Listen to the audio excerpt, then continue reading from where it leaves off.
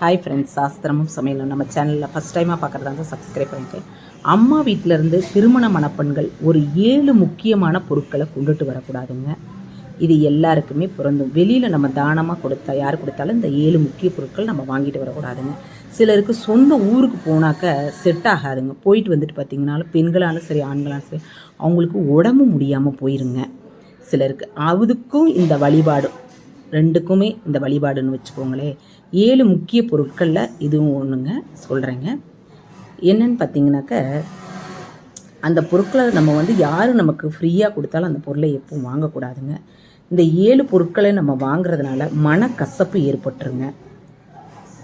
அம்மாவுக்கும் நமக்கும் மனக்கசப்பு ஏற்பட்டுரும். அண்ணன் இருந்தாலும் அவங்களுடைய மன வருத்தம் ஏற்பட்டுரும்னு வச்சுக்கோங்களேன். அதனால தான் இந்த 7 பொருட்களை நம்ம வாங்கக்கூடாதுங்கிறோம். அது என்னென்னு பார்த்தீங்கன்னா, எந்த எண்ணெயாக இருந்தாலும் நம்ம அம்மா வீட்டிலேருந்து வாங்கக்கூடாதுங்க. கடலை எண்ணெய், தேங்காய் எண்ணெய், எந்த எண்ணெயாக இருந்தாலும் அவங்ககிட்ட இருந்து நம்ம வாங்கக்கூடாது.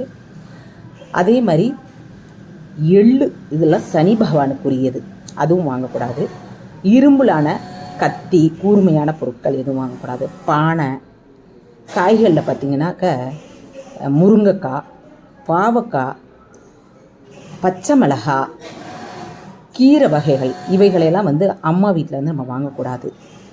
கீரைகள் இதெல்லாம் வாங்கக்கூடாதுங்க. சப்போஸ் வாங்குகிற சூழ்நிலை, நான் ஒரே பொண்ணாக இருக்கேன், அம்மா யார்கிட்ட போய் கொடுப்பாங்க, எப்படி இருந்தால் அம்மா வரையில் பாசமாக கொடுப்பாங்க, அது யார்கிட்ட கொடுப்பாங்க, நான் வாங்கி தான் ஆகணும் அப்படின்னா அம்மா ஒன்று தரையில் வச்சு வாங்கிக்கலாம், இல்லைன்னா பக்கத்து வீட்டில் கொடுத்து வாங்கிக்கலாம். பிள்ளையார் கோயிலில் வழிபாடு பண்ணிவிட்டு நீங்கள் வாங்க.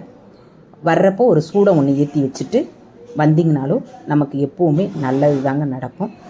வெளியூரில் போனாக்கா அவங்களுக்கு உடம்பு சரியில்லாத போனால் இதையே ஃபாலோ பண்ணிக்கிங்க. தீபம் ஏற்றிட்டு, பிள்ளையார் கோயிலில் நம்ம தீபம் ஏற்றிட்டு வர்றப்ப கண்டிப்பாக நமக்கு அதனால் நமக்கு எந்த தாக்கமும் இருக்காதுங்க, நல்லதே நடக்கும்.